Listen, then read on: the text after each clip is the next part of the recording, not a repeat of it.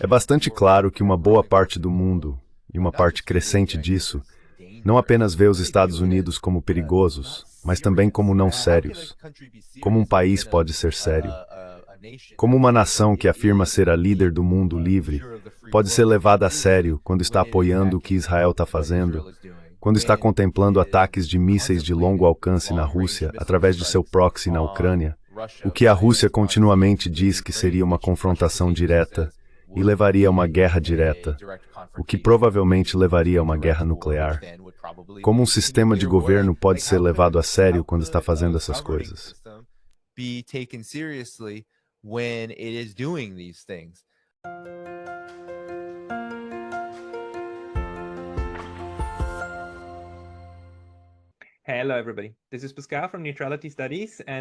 Olá, pessoal. Aqui é o Pascal do Neutrality Studies e hoje tenho o grande prazer de conversar com um colega youtuber.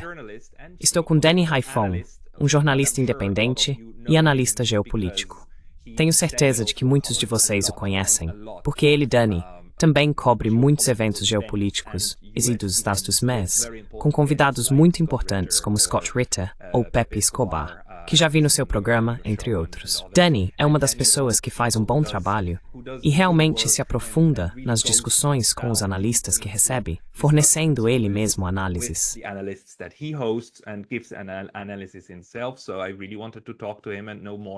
Então, eu realmente queria conversar com ele e saber mais sobre sua perspectiva sobre a política mundial. Danny, bem-vindo. Muito obrigado. É bom estar aqui, Pascal. Danny, eu estava pensando bastante em você, porque você também tem uma abordagem muito engajada em fazer jornalismo, especialmente cobrindo a China, a Ásia e a Ásia-Pacífico. Você poderia nos contar um pouco mais sobre de onde você vem? Qual é a sua história? E por que você tem tanto a política internacional?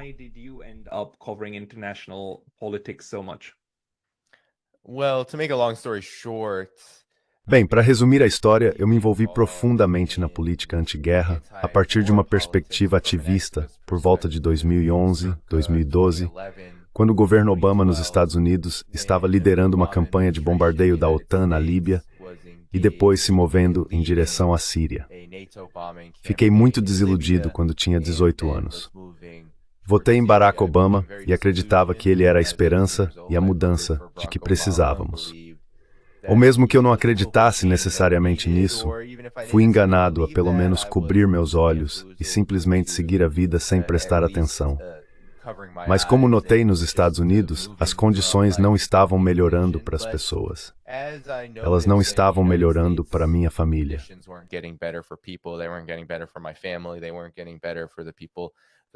Eles não estavam melhorando para as pessoas com quem cresci. As pessoas da classe trabalhadora continuavam a sofrer, continuavam a ver suas condições se deteriorarem. Também notei que os estadunidenses estavam acelerando sua postura de guerra em todos os lugares. Ao longo dos anos após os bombardeios na Líbia, ficou bastante claro que havia uma continuidade na política externa dos Estados Unidos, que tinha como agenda central o desmembramento e a destruição das duas potências emergentes a leste, Rússia e China. Como alguém que vem de um histórico, um produto da guerra, eu mesmo, onde meu pai esteve na Guerra do Vietnã, ele foi convocado. Ele passou 2 anos no Vietnã, 2 anos que ele desprezava e sempre foi muito zangado a respeito.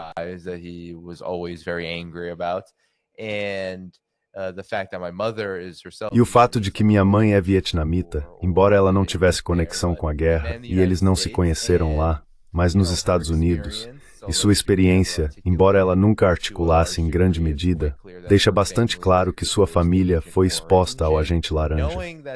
Sabendo que a região da Ásia esteve sob a mira do Império dos Estados Unidos, acredito que essa nova investida da Guerra Fria, essa tentativa de conter tanto a Rússia quanto a China, realmente me inspirou a tentar entender o que exatamente está acontecendo aqui neste momento histórico específico.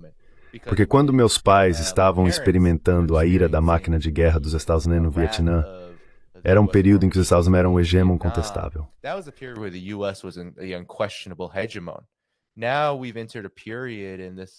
Agora entramos em um período e isso é o que comecei a aprender, em que os Estados Unidos estão realmente perdendo seu controle sobre o poder hegemônico, sobre a hegemonia.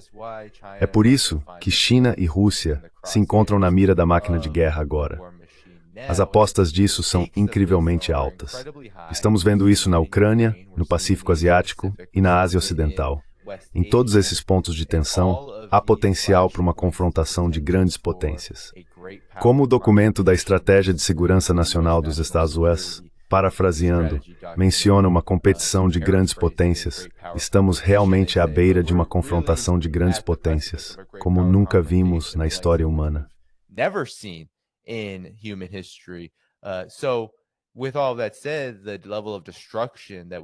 Com tudo isso dito, o nível de destruição que vemos no mundo hoje pode piorar ainda mais. E realmente tem sido assim na última década ou mais, desde 2014, desde que a China lançou sua iniciativa do Cinturão e Rota, desde o golpe na Ucrânia, desde que os Estados Unidos decidiram ocupar um terço da Síria. Eu poderia continuar. Todas essas guerras, conflitos, golpes e políticas militares e externas devastadoras dos Estados Unidos me injetaram a profunda necessidade de espalhar uma mensagem de paz e também de compreensão. Porque uma das maneiras pelas quais a elite dos Estados Unidos, os neocons, o estabelecimento de política externa, como quer que o chamemos, fabricam consentimento é semeando um profundo mal-entendido sobre a política mundial.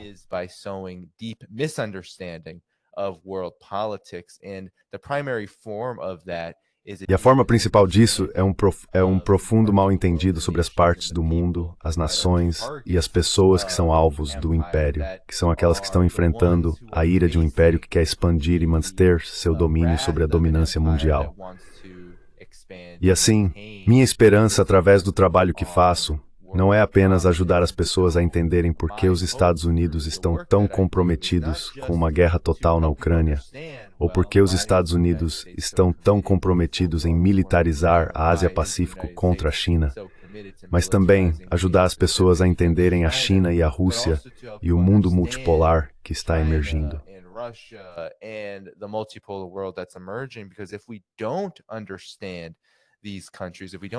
Porque se não entendermos esses países, se não entendermos o que seu povo, seus governos e suas instituições estão tentando construir, então realmente não podemos traçar um caminho para a paz. É muito fácil nos Estados Unidos, que é indiscutivelmente o país mais egoísta e narcisista que já existiu na história humana, seguir o caminho de olhar como qualquer tipo de desenvolvimento, especialmente a paz, poderia apenas beneficiar os Estados Unidos. Mas, em retrospectiva, precisamos nos ver como parte de uma comunidade mundial, como parte do mundo multipolar, como iguais.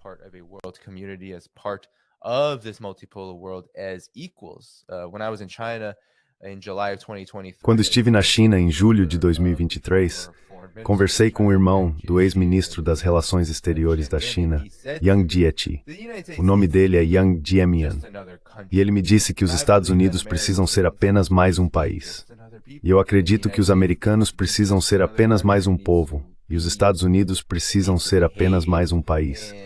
Eles precisam se comportar e operar no mundo como iguais a todos os outros. Mas não podemos chegar lá a menos que realmente entendamos os lados da história que não apenas não ouvimos, mas que são constantemente demonizados.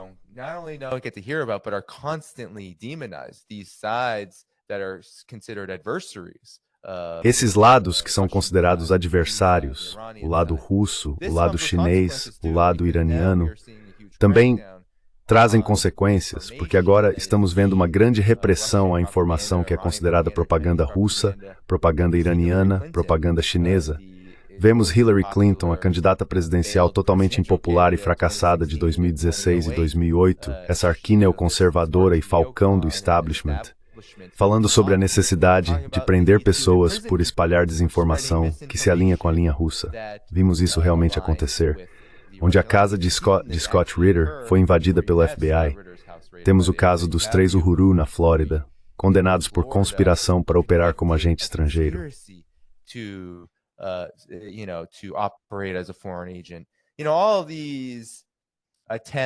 Todas essas tentativas de silenciar os críticos da política externa dos Estados Unidos estão profundamente baseadas e repousam sobre esse mal-entendido que temos nos Estados Unidos sobre o mundo. E essa é a minha missão, realmente, aprofundar a compreensão das pessoas. Não é tanto que eu possa concordar e alinhar com as políticas externas da Rússia e da China. Não é simplesmente dizer que concordo com essas políticas externas, mas é fazer com que as pessoas entendam por que essas políticas externas são diferentes e como elas se relacionam com este mundo em profunda mudança com o qual estamos nos envolvendo e testemunhando agora. Não acho que para mim haja algo mais importante, porque acredito que tudo mais decorre disso. Mesmo hoje. Certo, certo. The improvement of people's lives in the United States, even all these kind of niche issues that have catastrophic consequences like what's happening to the natural environment in the world, all of it, right? You really can't address without a fundamental change in world politics. Sim, sabe, você pode colocar assim. A paz não é tudo, mas tudo é nada sem ela. Porque, quero dizer, se você se bombardeia até virar pó, não há muito que se pode fazer sobre o meio ambiente, por exemplo. Mas eu concordo muito com o que você está dizendo. Um dos problemas centrais que temos, e por que a máquina de guerra é capaz de produzir continuamente mais guerra, é que ela consegue capturar populações inteiras e a imaginação e compreensão das populações sobre o que está acontecendo nos assuntos mundiais. E muito disso é construído em torno de narrativas muito tolas, realmente apenas tolas. E chega a ser tão tolo quanto o bem contra o mal, certo? Qualquer um que não esteja do nosso lado é mal e inspirado pelo mal. E porque somos bons, precisamos ir e bombardeá-los e libertar as pessoas locais, a ponto de George Bush Jr. Ficar surpreso que os iraquianos não o receberam com bandeiras acenando.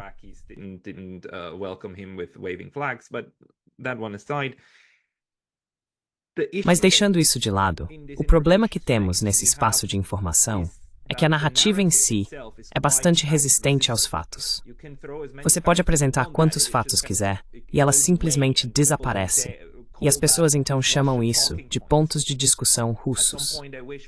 Em algum momento, eu gostaria que Vladimir Putin ficasse na frente da câmera e dissesse que 2 mais 2 são 4, o que tornaria todos os nossos modelos matemáticos propaganda de Putin.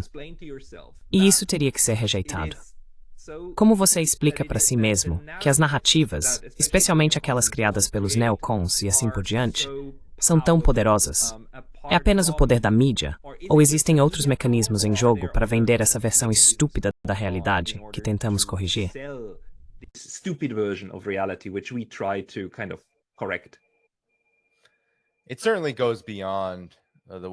Certamente vai além da mídia ocidental tradicional.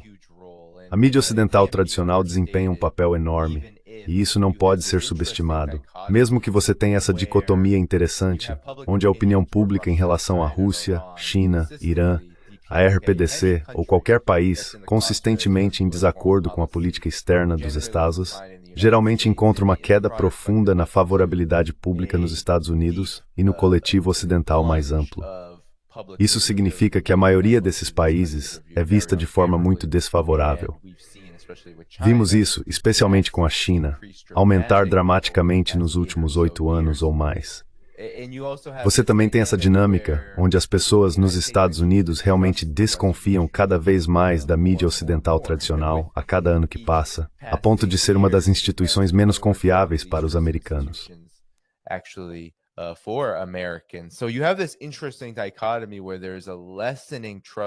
Então você tem essa dicotomia interessante onde há uma diminuição da confiança na mídia tradicional ocidental, mas as narrativas que ela promove ainda são eficazes no âmbito da política externa. Precisamos nos perguntar por que isso acontece. Seja quando as pessoas ligam seus aplicativos de streaming, assistem ao seu programa de TV favorito, leem o New York Times ou acompanham o ciclo de notícias 24 horas com um dos 5 ou 6 grandes monopólios de mídia promovendo pontos de discussão da política externa neoconservadora, há muito mais nisso. Muitos desses aspectos recebem menos atenção. Precisamos analisar a posição real em que os Estados Unidos se encontraram historicamente e como isso se desenvolveu.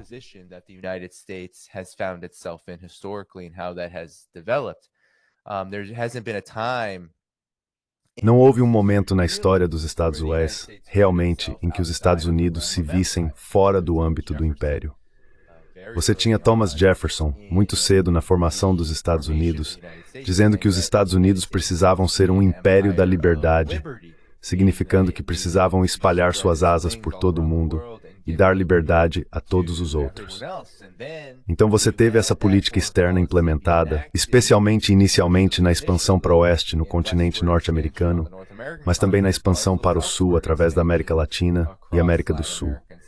Através da doutrina Monroe, isso foi realmente o início da política externa dos Estados Unidos e do Império dos Estados Unidos.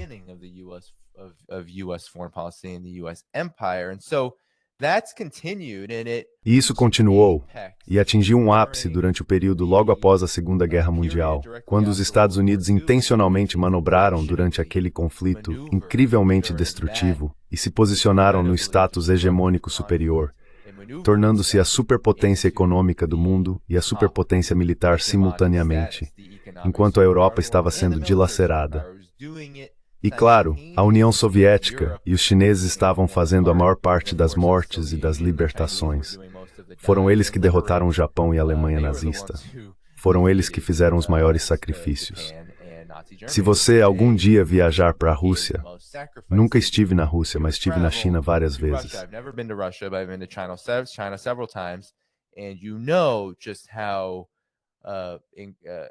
E você sabe o quão incrível foi o sacrifício do povo chinês. Foram quase 20 milhões de pessoas, e a União Soviética perdeu quase 30 milhões de pessoas, que foram mortas para libertar o mundo do fascismo. Os Estados Unidos se manobraram para não incorrer nessas perdas e também para não fazer tanto do combate nessa frente.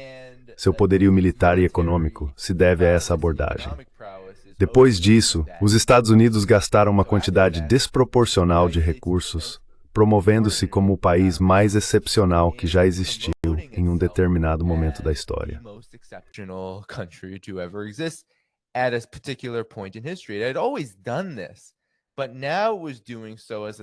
Sempre fez isso, mas agora estava fazendo como uma superpotência e espalhando essa mensagem por todo o mundo, enviando mensagens muito intensas de várias maneiras, não apenas na propaganda, não apenas na Guerra Fria. Qualquer pessoa que se afiliava ou parecia ou soava como um comunista, havia muitas pessoas que não eram comunistas de forma alguma, fazia parte do que agora é conhecido como a caça às bruxas macartista durante aquele período. Havia uma intensa propaganda através da mídia, bem como por meio de políticas muito rigorosas, políticas rigorosas em sindicatos, por exemplo. Muitos sindicatos ainda obrigam as pessoas a assinarem cartões dizendo que não vão se filiar ao sindicato.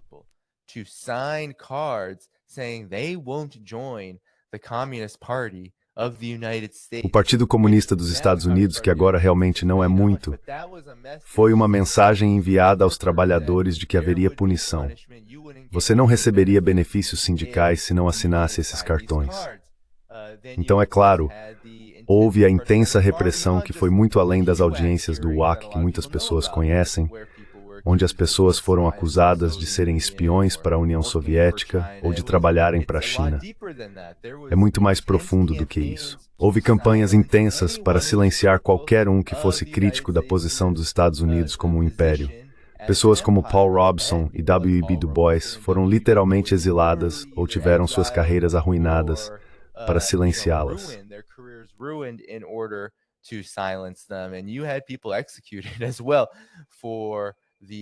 E você tinha pessoas sendo executadas também por esses crimes. Então esse intenso anticomunismo, e realmente o que era uma guerra contra o movimento de independência mundial. Isso teve um enorme impacto na consciência econômica dos Estados Unidos e na maneira como as pessoas nos Estados Unidos se veem. Até hoje, as pessoas nos Estados Unidos se veem, não importa quão ruins suas condições se tornem, como sendo melhores do que em qualquer outro lugar.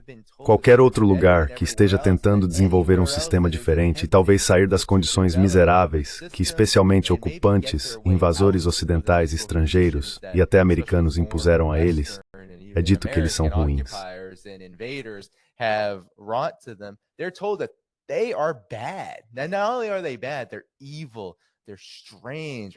Agora, não só são ruins, são maus.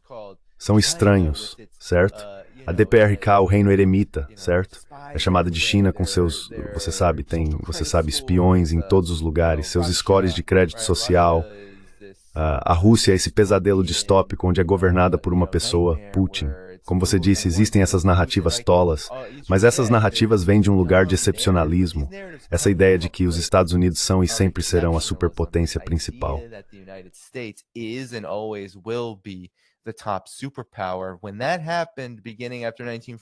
Quando isso aconteceu, começando após 1945, os Estados Unidos, politicamente, economicamente, militarmente e em termos de guerra de informação, fizeram tudo possível para garantir que as pessoas acreditassem nisso, a ponto de aqueles que lutavam por talvez melhores direitos humanos, direitos civis, direitos políticos, direitos econômicos, terem que lutar entre si e contestar entre si esse debate.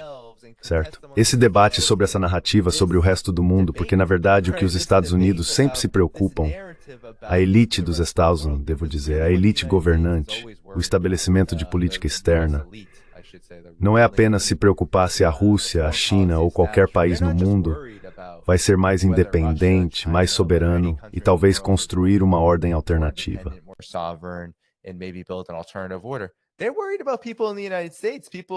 Eles estão preocupados com as pessoas nos Estados Unidos, pessoas no Ocidente coletivo se perguntando sobre o que poderiam fazer. Esse foi, na verdade, um dos maiores motivos pelos quais a Era de Ouro do capitalismo americano ocorreu. Não foi apenas porque os trabalhadores fizeram greve em massa. Isso definitivamente fez parte. Mas também foi porque havia um grande medo de que a União Soviética estivesse fazendo coisas como dar assistência médica às pessoas e educá-las, oferecendo essas coisas de graça, certo? E que havia uma enorme campanha de industrialização e a qualidade de vida estava avançando a um ritmo acelerado. Talvez, apenas talvez, as pessoas quisessem ainda mais do que estavam recebendo, as migalhas que estavam recebendo de seus empregadores, que talvez quisessem mais poder para determinar como era a vida nos Estados Unidos e como a vida deveria ser, e que tipo de vidas são realmente dignas.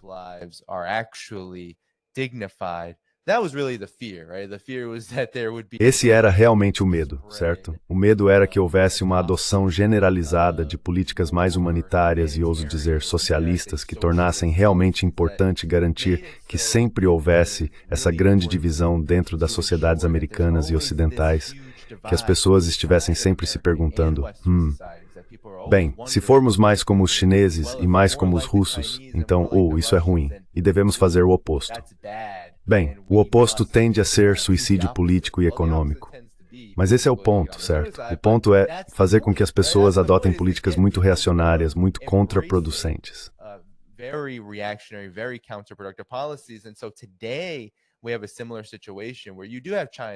E assim, hoje temos uma situação semelhante em que China, Rússia, Irã e muitos outros países estão liderando o desenvolvimento de um novo sistema independente das finanças e do militarismo dos Estados Unidos. Somos constantemente informados de que esse caminho é destrutivo, que esse caminho é, na verdade, sobre o império em si mesmo, certo?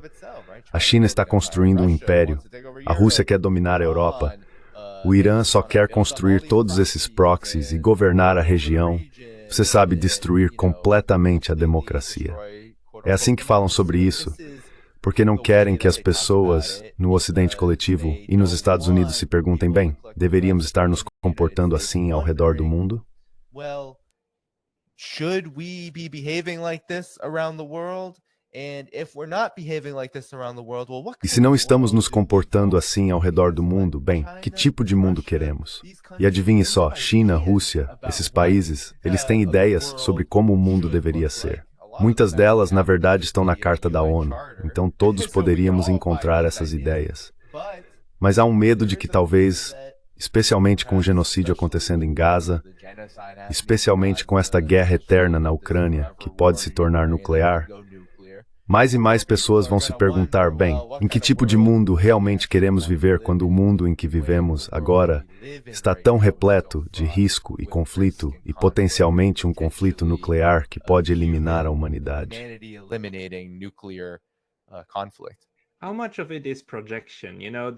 Quanto disso é projeção? Há muitos medos sobre o exterior e sobre o mundo, sobre a China assumindo o controle e a Rússia assumindo o controle, e essas coisas vindo para nós. Precisamos nos defender, precisamos manter a linha no Vietnã, certo? Essa era literalmente toda a justificativa, a teoria do dominó. Precisamos mantê-la lá, ou precisamos estar no mar do sul da China agora. Quanto disso é projeção? Porque é bastante claro para essas elites que é exatamente isso que estão fazendo com os outros, certo? Quero dizer, eles fazem essas operações de mudança de regime.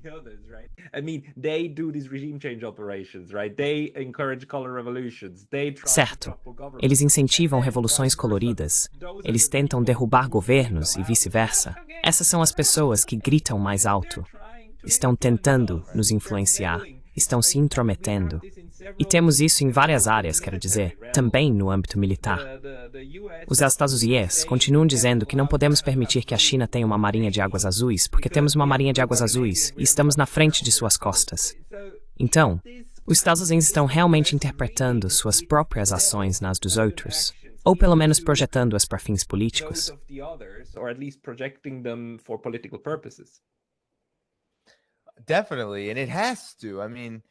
Definitivamente.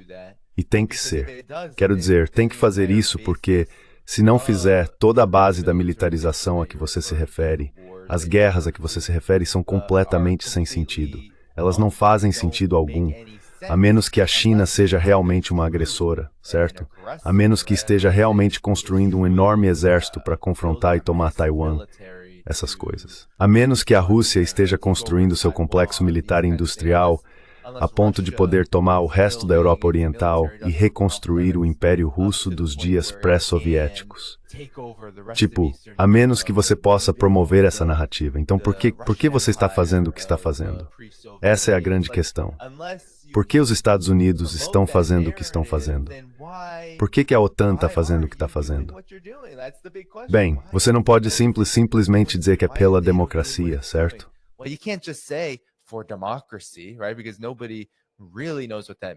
Porque ninguém realmente sabe o que isso significa. Isso é algo que tem sido promovido há décadas e décadas e só se torna cada vez menos convincente quanto mais tempo é promovido. Então tem que haver uma ameaça, certo? Tem que haver essa ideia de que existe uma ameaça. E essa é a contradição do excepcionalismo americano, porque os Estados Unidos, como um império, se promoveram como um império da liberdade, como Thomas Jefferson, um império da democracia, um império benevolente, um império que é bom para o mundo. Porque quando você ouve Antony Blinken, eu digo o tempo todo, o mundo precisa que os Estados Unidos sejam o líder dessa ordem baseada em regras, porque os Estados Unidos são quem mantém as coisas estáveis, blá, blá, blá. Todo esse absurdo.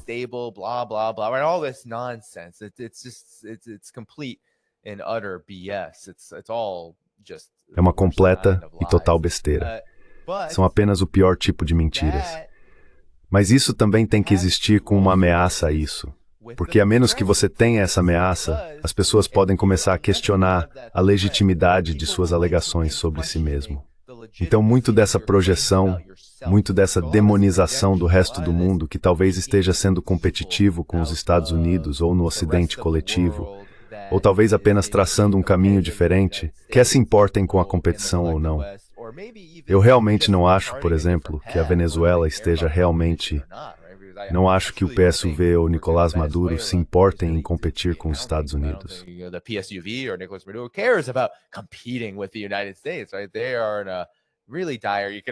Eles estão em uma situação econômica realmente crítica. Eles estão apenas tentando sair das sanções e descobrir como não serem tão pobres quanto foram forçados a ser por causa das sanções dos Estados Unidos. E até mesmo a China. China, é claro, adoraria competir com os Estados Unidos em torno da tecnologia e todos esses bens de alto valor agregado e industrialização e avançar em direção a essa quarta revolução industrial. Tudo isso, ela quer ser avançada. Mas, ao mesmo tempo, não está baseando sua trajetória político-econômica no destino dos Estados Unidos. Os Estados Unidos podem fazer o que quiserem, podem competir. United States can do what it wants. It can compete, it can progress, or it can regress, but China is going to continue to do what it does. Pode progredir ou pode regredir. Mas a China vai continuar a fazer o que faz. Então esse mal que nos contam sobre a China, Rússia, Irã e o mundo multipolar, na verdade, trata-se de criar essa narrativa que pode justificar essas políticas imprudentes de desmembramento, guerra e contenção, enquanto também faz com que as pessoas no Ocidente coletivo nos Estados Unidos desviem o olhar das contradições internas de suas próprias sociedades. Porque se você apenas se autodenomina uma democracia que está fazendo bem em todo o mundo, as pessoas podem perguntar, bem, como você está fazendo isso? How are you doing that? But they'll ask that question less if they truly believe that there is. Mas eles farão essa pergunta com menos frequência se realmente acreditarem que há algo mais ameaçador para sua existência do que a política de seu governo, a política externa de seu governo. E é por isso que é tão importante que essas narrativas não apenas justifiquem a política externa dos Estados Unidos e a política externa de seus vassalos do Ocidente coletivo, mas também que as pessoas sejam convencidas de que existe esse tipo de contraste preto e branco entre os Estados Unidos como o Estado excepcional e seus adversários, que são vistos como esse eixo do mal. Então, é realmente por isso que há toda essa projeção que ocorre entre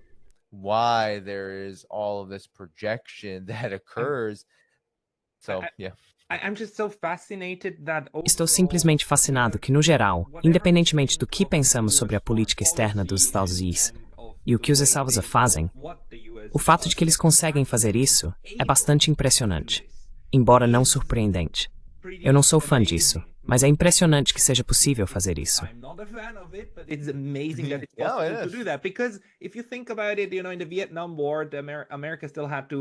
Fight its own proxy war, right? Your dad was there, boot on the ground, right? They don't need to do that with Ukraine anymore. So they figured out to fight a proxy war completely without their own soldiers, while the other side has to conscript their own people. At the same time, you have Ao mesmo tempo, você tem contradições gritantes como essa ideia de liberdade e democracia para todos e o paraíso na Terra, enquanto os Estados Unidos são uma sociedade altamente desigual e muitas pessoas vivem abaixo da linha da pobreza. Você tem esse problema. Você tem a questão, outra contradição, de que há dinheiro infinito para a Ucrânia, dinheiro infinito para a guerra, dinheiro infinito para armas, e nunca há dinheiro para consertar as pontes ou para benefícios sociais dentro dos Estados Unidos. E de alguma forma isso ainda funciona. E mesmo na política externa, você tem momentos que são desconcertantes para mim, como em 2023, quando Joe Biden ficou tão feliz ao apertar as mãos dos vietnamitas e dizer, tipo, agora somos aliados estratégicos dos vietnamitas.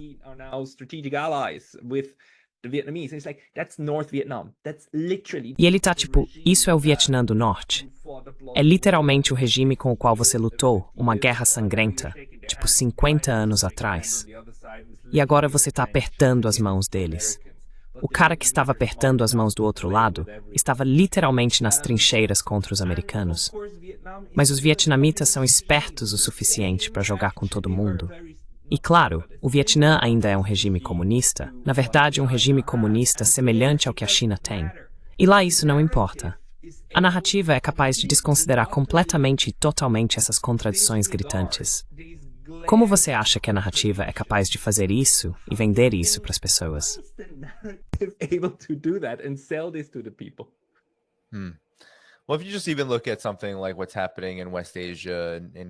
Bem, se você apenas observar algo como o que está acontecendo na Ásia Ocidental e em Gaza, pode ver que mesmo quando o povo dos Estados Unidos está tomado pela raiva, porque há uma raiva massiva aqui sobre isso, as pessoas estão insatisfeitas.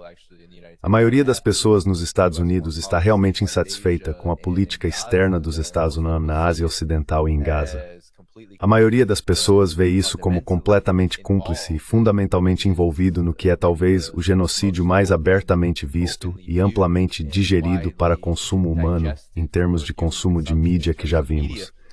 Então isso por si só é interessante porque essa raiva, mesmo apenas o protesto, certo? Even just the protesting, right? There's been massive protests all across the US and all across the West. Houve protestos massivos em todos os Estados Unidos e também em todo o Ocidente. No entanto, isso não muda nada. Os Estados Unidos não mudaram seu comportamento, e os políticos dos Estados Unidos não mudaram seu comportamento. O estabelecimento de política externa dos Estados Unidos nem sequer piscou diante da possibilidade de parar esse comportamento. E essa dinâmica, acredito, é fundamentalmente o motivo pelo qual isso continua acontecendo. Porque os Estados Unidos podem fazer o que fazem. Podem ser tão hipócritas, realmente uma piada para o mundo agora. Está bastante claro que uma boa parte do mundo e uma parte crescente do mundo não apenas vê os Estados Unidos como perigosos, mas também os vê como não sérios. Como um país pode ser sério? Not serious, right? How can a country be serious? How can a nation that says that it is... Como uma nação que se diz líder do mundo livre pode ser levada a sério quando apoia o que Israel está fazendo? Quando contempla ataques de mísseis de longo alcance na Rússia através de seu proxy na Ucrânia, o que a Rússia continuamente diz que seria uma confrontação direta e levaria a uma guerra direta, o que provavelmente levaria a uma guerra nuclear? Como um sistema de governo pode ser levado a sério quando está fazendo essas coisas? Mas, no entanto, ele pode continuar a fazer essas coisas, porque, por um lado, você tem uma situação mundial que ainda está se descobrindo. Você tem uma ordem multipolar que ainda está se desenvolvendo, emergindo, e não está no ponto em que pode necessariamente se desvincular completamente da ordem econômica e política mundial que os Estados Unidos essencialmente, não vou dizer que construíram, mas essencialmente dominaram. Pois a esse fruto do século imperialismo colonialismo da dental.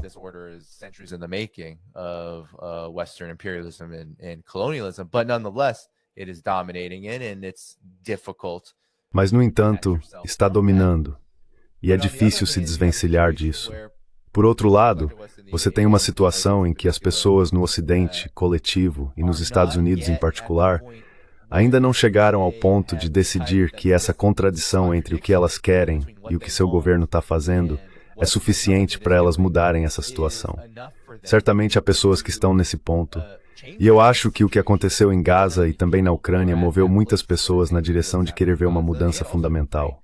Mas não há um movimento político claro e articulado que seja poderoso o suficiente para dizer, é assim que deve ser feito, certo?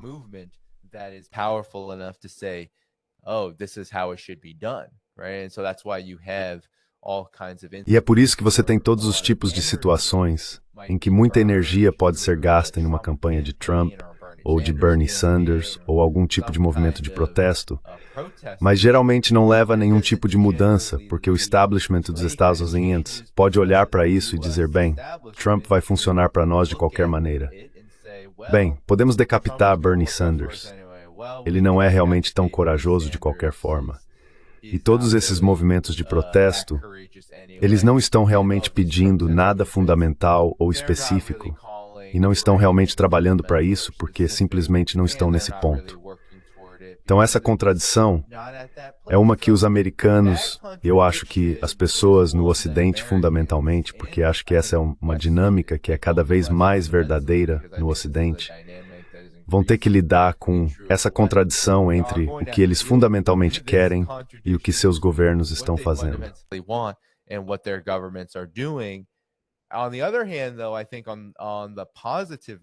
Por outro lado, porém, acho que de forma positiva, vemos que a situação mundial, embora ainda esteja muito em fluxo, mostra que momentos como guerras e conflitos, como os na Ucrânia e em Gaza, podem acelerar rapidamente o desenvolvimento de algo que em anos anteriores teria sido visto como um processo de várias décadas.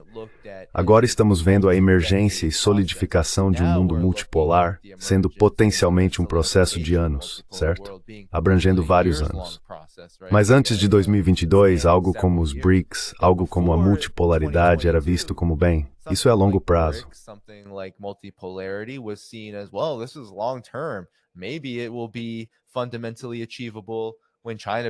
Talvez seja fundamentalmente alcançável quando a China se tornar a maior economia em termos de PIB em 2040 ou 2050, sabe? Mas agora estamos falando sobre, bem, é 2024, e quem sabe onde estaremos em 2030, certo? Em 6 anos, qual será o estado do Império Americano? Qual será o estado dessa chamada ordem baseada em regras? é muito tênue e cheia de problemas. A razão para isso é porque cruzar essa linha vermelha na Ucrânia, permitir que a devastação e o genocídio em Gaza ocorram e apoiá-los fundamentalmente. Tudo isso levou apenas esses 2 pontos de tensão sozinho, lembranças sísmicas em Tomo e Yuricino do are now unstoppable. You can't roll them back, right? Você não pode reverter isso, certo? O eixo da resistência só vai continuar. Não há tempo de paz para Israel, os Estados Unidos e a Ásia Ocidental. Não há paz social ou estabilidade. Você nunca verá isso novamente. Eu não acho que haverá um momento em que você possa dizer, bem, Israel e Hezbollah, Israel e Irã, Israel e a resistência, eles não estão mais lutando. Eu não vejo isso. Eu não vejo isso mudando até que haja algo que determine essa mudança. Que um deles ser derrotado. E parece que será o lado israelense.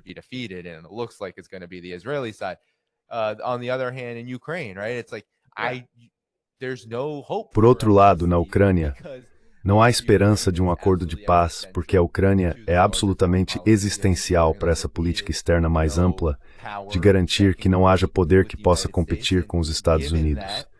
Dado isso, não apenas não veremos paz, mas não se pode desfazer o que esse conflito trouxe, que é não apenas a aceleração da multipolaridade, mas a derrota da OTAN. Não importa o que faça, a OTAN vai perder. Continua a escalar na Ucrânia. Mais ucranianos morrerão. Eles não perderão apenas o território que já perderam, mas perderão cada vez mais em todos os níveis. Se recuarem, isso é apenas... O que é isso? Isso é derrota. What is that? That's defeat. So there really is no victory in any of these. Então, realmente não há vitória em nenhum desses conflitos mais.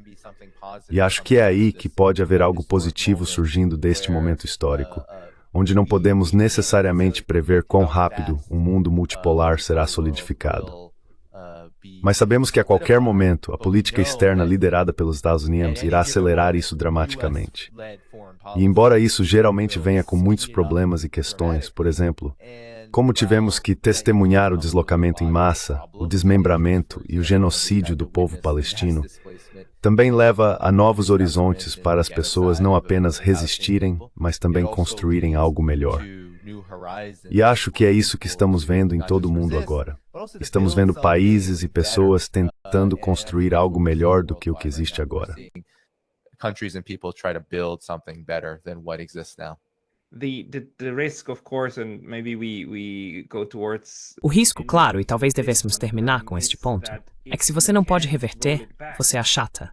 E esse é o perigo que vejo, que é como, ok, se não podemos reverter, então uma estratégia global de sanção, queimar tudo, ou ir até o fim e ter uma terceira guerra mundial, talvez até nuclear. Quão receoso você está de que certos tomadores de decisão nos Estados Unidos, talvez incluindo Israel, tomem a decisão de tudo ou nada, e se for nada, é nada para todos? Quão altas você acha que são essas chances? How high do you think these chances are? Well, it's hard to measure because Bem, é difícil medir porque existe esse fator de imprevisibilidade. Mas ao mesmo tempo, acho que há na verdade 2 respostas para isso. Por um lado, nesse exato momento é tanto alto quanto baixo. É alto no sentido de que o império está muito desesperado. Os Estados Unidos, como império, estão muito desesperados. Existem seções significativas de tomadores de decisão, elites, que não querem ver qualquer aparência de sua hegemonia e da hegemonia deles ser revertida. E, portanto, estão dispostos a fazer qualquer coisa. Você tem caras como Alex Karp, da Palantir Corporation, escrevendo artigos de opinião sobre uma guerra em 3 frentes, sendo não apenas necessária, mas muito boa. Three-front war is not only necessary, but damn good, right? This is a guy whose corporation is responsible for taking GPS. Este é um cara cuja corporação é responsável por fornecer GPS para Israel alvejar civis palestinos. Então você tem pessoas assim. De fato, essas forças poderosas que possuem grandes corporações tendem a estar principalmente no setor de defesa, no complexo militar industrial, e certamente estão ansiosas pelos lucros que podem ser obtidos ao se preparar para a guerra com a Rússia, China e Irã. Isso é realmente o caso. Por outro lado, você articulou isso muito bem. Se os Estados Unidos não podem vencer em Gemelinsk, todos morrem. Se hoje todos tiverem nobody will win, everyone dies. Essentially, everyone goes down with the ship. And that means that the entire ship, the planet, e isso significa que todo o navio, o planeta, a capacidade de vida humana de viver nele é erradicado. Isso significa que você não pode ter esse sistema de império movido pelo lucro, que depende de algumas pessoas explorando e destruindo a vida de muitas. Isso não existe mais. E assim com isso, você verá, e acho que é por isso que vemos esse atrito, quase parece como placas tectônicas se esfregando umas contra as outras. Você tem essa contradição em disputa, essas duas forças em disputa em jogo, onde você tem, por um lado, essa necessidade desesperada de acelerar esse processo de parar a China, parar a Rússia, porque se você não os parar, então há o meme, certo?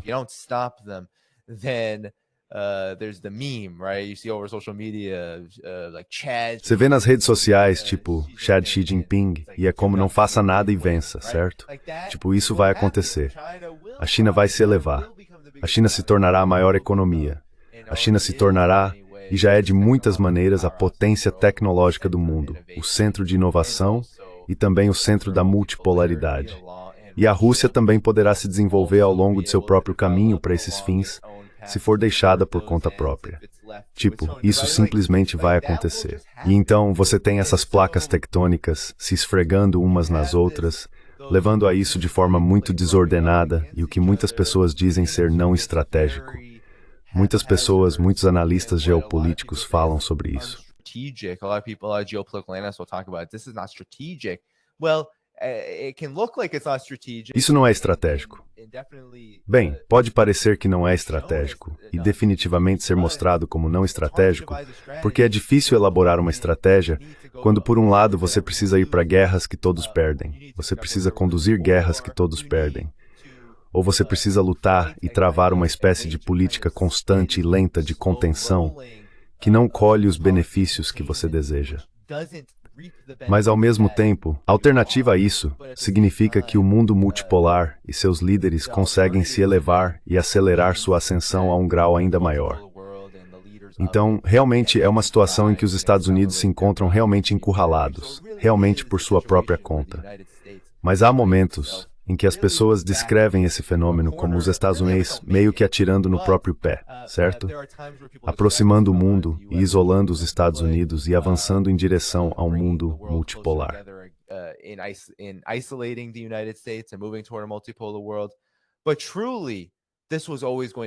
Mas na verdade esse sempre foi o caminho. Não há, tô tentando articular que não há, bem, poderia ser feito de uma maneira diferente. Não. Sob o arranjo atual, não há maneira diferente. Eles nos dizem isso, eles nos contam. Eles disseram que após a queda da União Soviética, não há alternativa. Eles chamaram isso de TINA. Eles até fizeram um acrônimo engraçadinho disso. Francis Fukuyama disse que este é o fim da história. Não há outro caminho. Todos vão se alinhar. E se você não fizer isso, bem, você vai acabar como os países X, Y e Z que você sabe após 91 se viram desmembrados, decapitados. Jugoslávia, Iraque. Podemos continuar e continuar. Líbia e mais tarde Ucrânia. Você sabe, podemos continuar e continuar.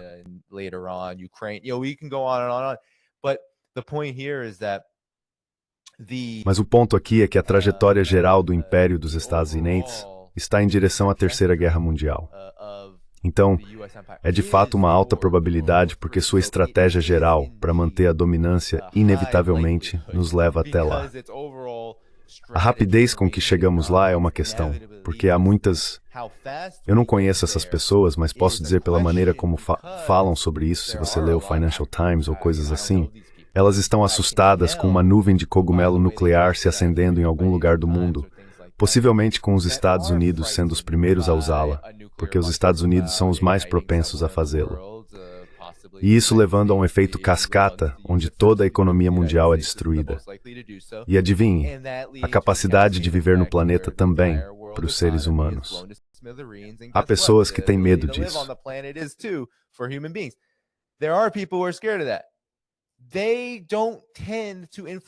Eles não tendem a influenciar muito a política, no entanto, porque ainda desfrutam e querem lucrar com a política geral dos Estados Unidos. Eles também não acreditam que a paz seja lucrativa. Então o que fazem é simplesmente cruzar os braços e dizer, ok, isso vai. Não é como se víssemos alguém como Bill Gates ou qualquer uma dessas pessoas dizendo, ah, sim, talvez precisemos, até mesmo Elon Musk, certo, tem grandes investimentos na China, embora seu Tesla já estive na China várias vezes. É bastante claro que seu Tesla está muito atrás de outros concorrentes chineses de veículos elétricos. Mas ao mesmo tempo você pensaria, ei Elon, você provavelmente deveria ser mais um defensor da paz com a China.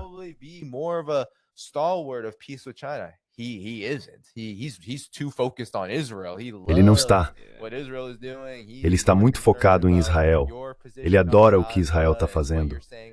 Ele está mais preocupado com sua posição sobre Gaza e o que você está dizendo no X do que com seus investimentos na China. É por isso que os setores mais barulhentos e influentes da política externa dos Estados Unidos tendem a ser os homens das empresas e, claro, os funcionários do governo que eles contratam, que são os mais agressivos. Então, o que realmente estamos vivendo é um ato de equilíbrio. Pessoas em quem não deveríamos confiar ou permitir que tenham esse poder, é isso que estão fazendo. Eles estão pesando as escalas de se uma guerra mundial vale a pena.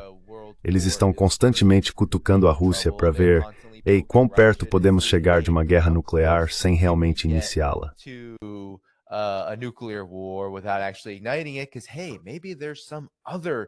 Porque veja, talvez haja outra coisa que possamos fazer porque a Ucrânia já era.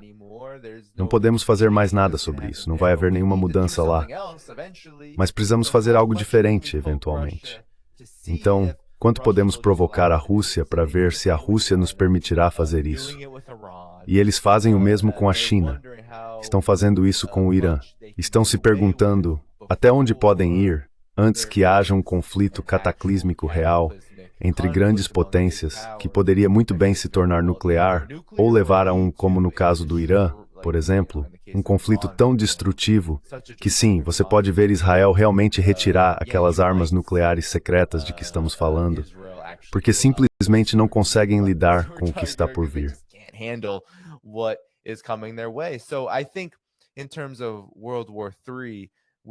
Então eu acho que em termos de Terceira Guerra Mundial, estamos em uma posição onde faz sentido acreditar que sim, talvez esteja a anos de distância. Talvez não aconteça amanhã ou em 2025, mas acho que há motivos para estar muito preocupado que isso aconteça em nossa vida e na vida de muitas pessoas se essa trajetória que os Estados Unidos estão seguindo continuar. Acho que essa tem que ser muito a compreensão que as pessoas em todos os lugares têm. E acho que há uma compreensão crescente disso em todo o mundo. Infelizmente, no Ocidente coletivo, nos Estados Unidos em particular, essa compreensão provavelmente não está onde deveria estar.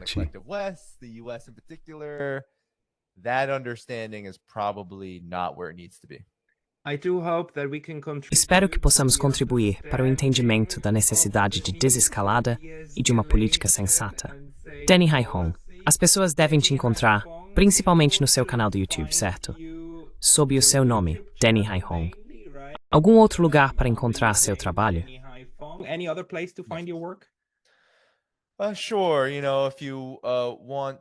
Claro, se você quiser me seguir, pode me seguir no Telegram, por exemplo, t.me, Danny-X. Eu também sou apenas Danny Haifong, então é bem fácil me encontrar lá também. No Rumble, você pode me encontrar como Danny Haifong, caso o YouTube tire pessoas como você e eu. Temos essa alternativa. E então, se você quiser apoiar meu trabalho financeiramente, pode ir ao meu canal do YouTube e encontrar a página de membros. Você também pode ir à descrição de qualquer um dos meus vídeos e encontrar coisas como um Patreon ou Substack, onde faço assinaturas pagas. Então, se você quiser apoiar meu trabalho, esses são os melhores lugares para fazê-lo. Mas sim, isso foi ótimo. Muito obrigado por esta conversa. Obrigado, Danny, por todas as suas ideias. Eu realmente apreciei e conversaremos novamente. Obrigado. Thank you.